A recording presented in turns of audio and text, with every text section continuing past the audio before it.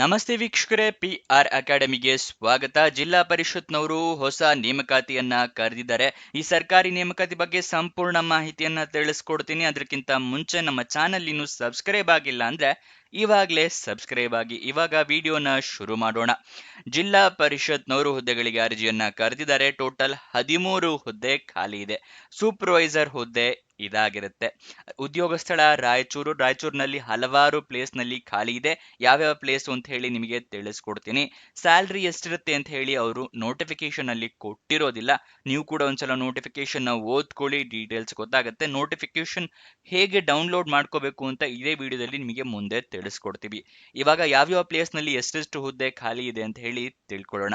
ಸಿಂಧನೂರಿನಲ್ಲಿ 3 ಹುದ್ದೆ ಖಾಲಿ ಇದೆ. ದೇವದುರ್ಗ 2, ಸಿರಿವಾರದಲ್ಲಿ 3 ಹುದ್ದೆ ಖಾಲಿ ಇದೆ. ಮಾನವಿಯಲ್ಲಿ 1, ಮಸ್ಕಿನಲ್ಲಿ 2, ಲಿಂಗಸೂಗೂರುನಲ್ಲಿ 1 ಮತ್ತೆ ರಾಯಚೂರಿನಲ್ಲಿ 1 ಹುದ್ದೆ ಖಾಲಿ ಇದೆ. ಇದು ಯಾವ್ಯಾವ ಪ್ಲೇಸಸ್ ನಲ್ಲಿ ಎಷ್ಟೆಷ್ಟು ಹುದ್ದೆ ಖಾಲಿ ಇದೆ ಅನ್ನೋದರ ವಿವರ. ನೆಕ್ಸ್ಟ್ ಸೆಲೆಕ್ಷನ್ ಪ್ರೋಸೆಸ್ ನ ವಿವರ ತಿಳ್ಕೊಳ್ಳೋದಾದ್ರೆ, ಮೆರಿಟ್ ಲಿಸ್ಟ್ ಪ್ರಕಾರ ನಿಮ್ಮನ್ನ ಸೆಲೆಕ್ಷನ್ ಮಾಡ್ಕೋತಾರೆ. ಯಾವುದೇ ರೀತಿಯ ಪರೀಕ್ಷೆ ಕೂಡ ಇರೋದಿಲ್ಲ. ಲಿಖಿತ ಪರೀಕ್ಷೆ, computer based test, return test ಈ ತರ ಯಾವುದು ಕೂಡ ಇರೋದಿಲ್ಲ. ಅದಕ್ಕೋಸ್ಕರ ಎಲ್ಲರೂ ಈ ಹುದ್ದೆಗೆ ಅರ್ಜಿಯನ್ನ ಹಾಕೊಳ್ಳಿ, ಜಾಬ್ ನ ನಿಮ್ದಾಕ್ಸ್ಕೊಳ್ಳಿ. ಮತ್ತೆ ರಾಯಚೂರಿನಲ್ಲಿ ಇರೋದ್ರಿಂದ ರಾಯಚೂರಿನವರೇ ಹಾಕ್ಬೇಕು ಅಂತ ಹೇಳಿದ್ರೆ ಹಾಗೇನಿಲ್ಲ, ಬೇರೆಯವರು ಕೂಡ ಹಾಕೋಬಹುದು. ಒಂದ್ಸಲ ನೋಟಿಫಿಕೇಶನ್ ಚೆಕ್ ಮಾಡ್ಕೊಳ್ಳಿ ಅದರ ಬಗ್ಗೆ ಡೀಟೇಲ್ಸ್ ತಿಳ್ಕೊಳ್ಳೋದಕ್ಕೆ. ಮತ್ತೆ ಅಪ್ಲಿಕೇಶನ್ ನೀವು ಹೇಗೆ ಹಾಕೋಬೇಕು ಅಂತ ಹೇಳಿದ್ರೆ, ಆನ್ಲೈನ್ ಮೂಲಕ ನೀವು ಅರ್ಜಿಯನ್ನ ಹಾಕೋಬೇಕಾಗುತ್ತೆ.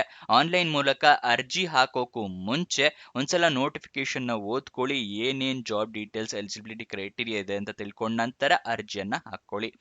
ಮತ್ತೆ ನೀವು ಏನೇನ್ ಡಾಕ್ಯುಮೆಂಟ್ಸ್ ರೆಡಿ ಇಟ್ಕೋಬೇಕು ಅಂತ ಹೇಳಿದ್ರೆ, ಮೊದಲನೇದಾಗಿ ID ಪ್ರೂಫ್ ಬೇಕಾಗುತ್ತೆ. ಆಧಾರ್ ಕಾರ್ಡ್, ವೋಟರ್ ID ಅಥವಾ ಪಾನ್ ಕಾರ್ಡ್. ಆಧಾರ್ ಕಾರ್ಡ್ ಇದ್ರೆ ಬೆಟರು. ಏಜ್ ಪ್ರೂಫಿಗೆ SLC ಮಾರ್ಕ್ಸ್ ಕಾರ್ಡ್ ಬೇಕಾಗುತ್ತೆ. ಎಜುಕೇಶನ್ ಕ್ವಾಲಿಫಿಕೇಶನ್ಗೆ ನಿಮ್ಮ ಮಾರ್ಕ್ಸ್ ಕಾರ್ಡು, ಸರ್ಟಿಫಿಕೇಟ್ಸು ಎಲ್ಲ ಬೇಕು. ನಿಮ್ಮ ರೆಸ್ಯೂಮೆ, ಎಕ್ಸ್ಪೀರಿಯನ್ಸ್ ಇದ್ರೆ ಎಕ್ಸ್ಪೀರಿಯನ್ಸ್ ಸರ್ಟಿಫಿಕೇಟ್, ಇದಿಷ್ಟನ್ನು ರೆಡಿ ಇಟ್ಕೊಳ್ಳಿ. ಆನ್ಲೈನ್ ಅಪ್ಲಿಕೇಶನ್ ಅಲ್ಲಿ ನಿಮ್ಮ ಇಮೇಲ್ ID, ಮೊಬೈಲ್ ನಂಬರ್ನ ಕರೆಕ್ಟ್ ಆಗಿ ಮೆನ್ಷನ್ ಮಾಡಿ. ನಿಮ್ಗೇನಾದ್ರೂ ಜಾಬ್ ಸಿಕ್ಕರೆ ಇಮೇಲ್ ಅಥವಾ SMS ಮುಖಾಂತರ ಅವರು ತಿಳಿಸ್ಕೊಡ್ತಾರೆ.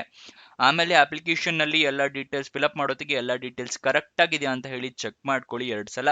ಅದಾದ ನಂತರ ನೀವು ಅಪ್ಲಿಕೇಶನ್ ನ ಸಬ್ಮಿಟ್ ಮಾಡಿ. ಮತ್ತೆ ಡಾಕ್ಯುಮೆಂಟ್ಸ್ ಹೇಳಿದ್ನಲ್ಲ, ಎಲ್ಲದೂ ಕೂಡ ಸ್ಕ್ಯಾನ್ ಮಾಡಿ ಇಟ್ಕೋಬೇಕಾಗತ್ತೆ.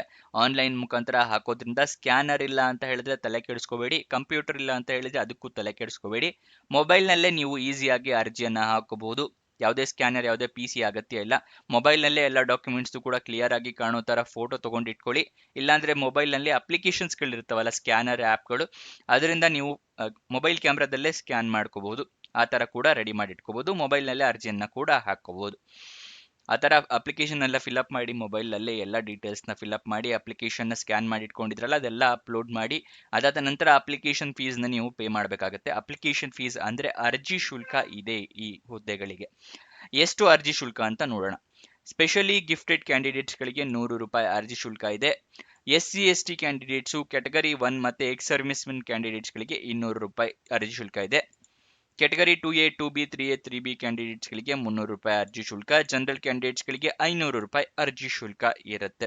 ಈ ಅರ್ಜಿ ಶುಲ್ಕವನ್ನು ನೀವು ಆನ್ಲೈನ್ ಮುಖಾಂತರ ಪೇ ಮಾಡಬೇಕಾಗತ್ತೆ. ಮತ್ತೆ ಈ ರಿಸರ್ವೇಶನ್ ಅಂದ್ರೆ SC/ST category, 2A, 2B category ಈ ತರ ಎಲ್ಲ ರಿಸರ್ವೇಶನ್ ಪಡ್ಕೋಬೇಕು ಅಂದ್ರೆ ನಿಮ್ಮ ಹತ್ರ ಪ್ರಮಾಣ ಪತ್ರಗಳಿರಬೇಕು.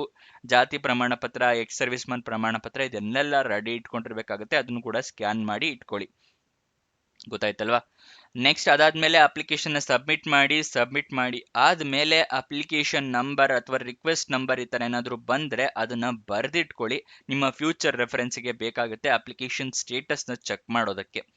ನೆಕ್ಸ್ಟ್ ಅಪ್ಲಿಕೇಶನ್ ಓಪನ್ ಆಗಿದ್ದ ದಿನಾಂಕ 27 ಮೇ 2026, ಕೊನೆಯ ದಿನಾಂಕ 10 ಜೂನ್ 2026. 10 ಜೂನ್ ಒಳಗಡೆ ನೀವು ಅರ್ಜಿಯನ್ನ ಹಾಕೋಬೇಕು. ಇವಾಗ ಅಫಿಷಿಯಲ್ ನೋಟಿಫಿಕೇಶನ್ ಹೇಗೆ ಡೌನ್ಲೋಡ್ ಮಾಡ್ಕೊಳ್ಳೋದು ಅಂತ ತಿಳಿಸ್ಕೊಡ್ತಾ ಇದ್ದೀನಿ. ಡಿಸ್ಕ್ರಿಪ್ಷನ್ ಮತ್ತೆ ಕಮೆಂಟ್ ಬಾಕ್ಸ್ ನಲ್ಲಿ 2ನೇ ಲಿಂಕ್ ಇದೆಯಲ್ಲ, ಅಲ್ಲಿಂದ ಕ್ಲಿಕ್ ಮಾಡಿದ್ರೆ ನಿಮಗೆ ಈ ಜಾಬ್ ಡೀಟೇಲ್ಸ್ ಓಪನ್ ಆಗುತ್ತೆ ಜಿಲ್ಲಾ ಪರಿಷತ್ತಿಂದು. ಇಲ್ಲಿ ಸ್ಕ್ರೋಲ್ ಡೌನ್ ಮಾಡಿ ಫುಲ್ ಕೆಳಗಡೆ ಬನ್ನಿ. ಅಫಿಷಿಯಲ್ ನೋಟಿಫಿಕೇಶನ್ ಅಂತಿದೆಯಲ್ಲ, ಅದರ ಪಕ್ಕದಲ್ಲೇ ಕ್ಲಿಕ್ ಹೇರ್ ಅನ್ನೋದನ್ನ ಕ್ಲಿಕ್ ಮಾಡಿ ನಿಮಗೆ ನೋಟಿಫಿಕೇಶನ್ ಓಪನ್ ಆಗುತ್ತೆ. ಇಲ್ಲಿ ಎಲ್ಲ ಸಂಪೂರ್ಣ ಮಾಹಿತಿಯನ್ನ ತಿಳ್ಕೊಳ್ಳಿ. ಹೇಗೆ ಅರ್ಜಿಯನ್ನ ಹಾಕೋಬೇಕು, ಎಷ್ಟು ಹುದ್ದೆ ಖಾಲಿ ಇದೆ, ಯಾವ್ಯಾವ ಪ್ಲೇಸ್ ಎಲ್ಲದೂ ಕೂಡ ಕೊಟ್ಟಿದ್ದಾರೆ. ಅದನ್ನೆಲ್ಲ ಸಂಪೂರ್ಣವಾಗಿ ಓದ್ಕೊಂಡ ನಂತರ ಅರ್ಜಿಯನ್ನ ಹಾಕೊಳ್ಳಿ. ಅರ್ಜಿ ಲಿಂಕು ಅದರ ಕೆಳಗಡೆನೆ ಅಪ್ಲೈ ಲಿಂಕ್ ಅಂತಿದೆಯಲ್ಲ, ಅದರ ಪಕ್ಕದಲ್ಲೇ ಕ್ಲಿಕ್ ಹೇರ್ ಅನ್ನೋದನ್ನ ಕ್ಲಿಕ್ ಮಾಡಿದ್ರೆ ನಿಮಗೆ ಈ ರೀತಿ ಒಂದು ಪೇಜ್ ಓಪನ್ ಆಗುತ್ತೆ. ಇಲ್ಲಿ ನೀವು ಮುಂಚೆ ರಿಜಿಸ್ಟ್ರೇಷನ್ ಆಗಿದ್ರೆ ಇಮೇಲ್ ID, ಮೊಬೈಲ್ OTP ಹಾಕಿ ಇಲ್ಲಿ ಕ್ಯಾಪ್ಚಾ ಇದೆಯಲ್ಲ ಇದನ್ನು ಟೈಪ್ ಮಾಡಿ ಸಬ್ಮಿಟ್ ಮಾಡ್ಬೋದು. ಆದರೆ ಫಸ್ಟ್ ಟೈಮ್ ನೀವು ರಿಜಿಸ್ಟ್ರೇಷನ್ ಆಗ್ತಾ ಇದ್ದೀರಾ ಅಂದರೆ ನ್ಯೂ ಯೂಸರ್ ರಿಜಿಸ್ಟರ್ ಹಿಯರ್ ಅಂತಿದೆಯಲ್ಲ ಇದನ್ನ ಕ್ಲಿಕ್ ಮಾಡಿ ನಿಮ್ಮ ಆಧಾರ್ ಕಾರ್ಡ್ ನಂಬರ್ ಕೇಳುತ್ತೆ, OTP ಬರುತ್ತೆ.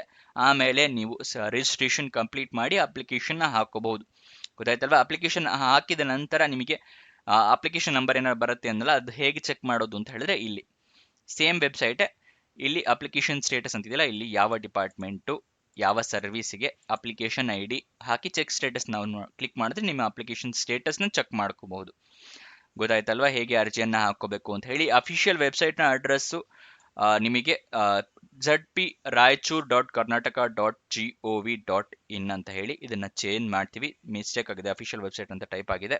zpraichur.karnataka.gov.in ಎರಡನೇ ಸಲ ಹೇಳಿದ್ದೀನಿ ನಿಮ್ಮ ರೆಫರೆನ್ಸ್ಗೆ. ನೆಕ್ಸ್ಟ್ ಇದರ ಡೀಟೇಲ್ಸ್ನ ತಿಳ್ಕೊಳ್ಳೋಣ. ಸ್ಯಾಲರಿ ಮುಂಚೆನೆ ತಿಳಿಸಿದ ಹಾಗೆ ಇದರಲ್ಲಿ ಮೆನ್ಷನ್ ಮಾಡಿಲ್ಲ. ವಯೋಮಿತಿಯನ್ನ ಮೆನ್ಷನ್ ಮಾಡಿದ್ದಾರೆ. ಎಲ್ಲ ಹುದ್ದೆಗೂ ಕೂಡ, ಎಲ್ಲ ಪ್ಲೇಸ್ನಲ್ಲಿರೋ ಹುದ್ದೆಗಳಿಗೂ ಕೂಡ ಮ್ಯಾಕ್ಸಿಮಮ್ 40 ವರ್ಷದವ್ರ ತನಕ ಅರ್ಜಿಯನ್ನ ಹಾಕೋಬಹುದು. ವಯೋಮಿತಿಯ ಸಡಿಲಿಕೆ ಕೂಡ ಕೊಟ್ಟಿದ್ದಾರೆ, age relaxation. 2A 2B 3A 3B ಕ್ಯಾಂಡಿಡೇಟ್ಸ್ಗಳಿಗೆ 3 ವರ್ಷದ ಸಡಿಲಿಕೆ ಕೊಟ್ಟಿದ್ದಾರೆ. SC/ST ಕ್ಯಾಂಡಿಡೇಟ್ಸ್ಗಳಿಗೆ 5 ವರ್ಷದ ಸಡಿಲಿಕೆ ಕೊಟ್ಟಿದ್ದಾರೆ. ಅಂದ್ರೆ 45 ವರ್ಷದವರ ತನಕ ಅರ್ಜಿಯನ್ನ ಹಾಕೋಬಹುದು SC/ST ಕ್ಯಾಂಡಿಡೇಟ್ಸ್ಗಳಾಗಿದ್ರೆ. ಎಜುಕೇಶನ್ ಕ್ವಾಲಿಫಿಕೇಶನ್ ನೋಡಿದ್ರೆ PUC ಅಂದ್ರೆ 12th ಅಂತ ಏನ್ ಹೇಳ್ತೀವಲ್ಲ ಅದನ್ನ ಪಾಸ್ ಆಗಿರ್ಬೇಕಾಗುತ್ತೆ. ಮತ್ತೆ ಇನ್ನು ಕ್ರೈಟೀರಿಯಾಗಳು ಕೂಡ ಇದೆ, ಏನೇನು ಅಂತ ಹೇಳಿ ತಿಳಿಸ್ತಾ ಇದ್ದೀನಿ ನಿಮಗೆ.